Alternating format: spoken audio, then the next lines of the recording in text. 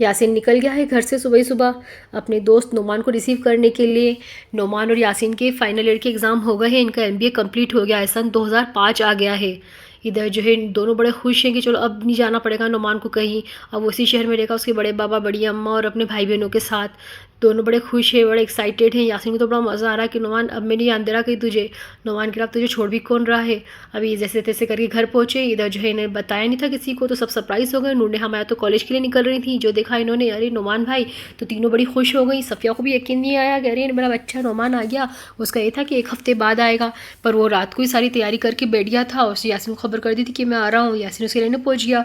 इधर यासीन ने बोला चलो तुम जाओ, उनका ऑटो वाला नीचे हॉर्न दे रहा था। ये तीनों ऑटो से जाती थी कॉलेज, कि तुम जाओ तुम्हारे कॉलेज का टाइम हो गया, नोमान अभी यही रहेगा कहीं नहीं जाएगा। तीनों बड़ी खुशी खुशी गई भैया कॉलेज। इधर जो है यासर भी आए रात को। यासीन और नोमान बताया कि भैया एग्ज़ाम हो गए हमारे बड़े बाबा, जो आपने बोला था हमने कर दिखाया। यासर भी बड़े खुश हुए, चलो अल्लाह का शुक्र है अल्हम्दुलिल्लाह मेरे बच्चों कामयाब हो गए, अल्लाह कामयाबी है वो दे। नोमान ने कह दिया बड़े बाबा मैं घर आबाद करना चाहता हूँ वापस से। बड़े बाबा ने बोला ठीक है बेटा, मैं जो भी मिस्त्री कारपेंटर लगता है उसे सब पहुँचा दूंगा, तुम उसे सारे काम रिपेयरिंग वगैरह करवा लेना, देख लेना जिस चीज़ की नीड हो मुझे बता देना, मैं सब सही करवा दूंगा। फिर उन्होंने बोला कि तुम्हारा दिल चाहे तो वहाँ रहना बेटा, उसको सही करवा लो, पर रहना हमारे साथ ही, अगर दिल चाहे तो वहाँ रहना, पर मैं नूर को नहीं जाने दूंगा। उन्होंने बोला ठीक है बड़े बाबा, मैं नूर को नहीं ले जा रहा, पर मैं यासीन को ले जाऊँगा। वो देखने लगा बड़े बाबा को। बड़े बाबा ने बोला ठीक है बेटा जैसे तुम्हारी मर्ज़ी, पर याद रखना अपना ध्यान रखना। इधर ये लोग बातें करके सो गए थे, पर लगता है आज सिर्फ नोमान ही वापस नहीं आया है, कोई और भी है जो इस शहर में वापस आया है बहुत सालों बाद।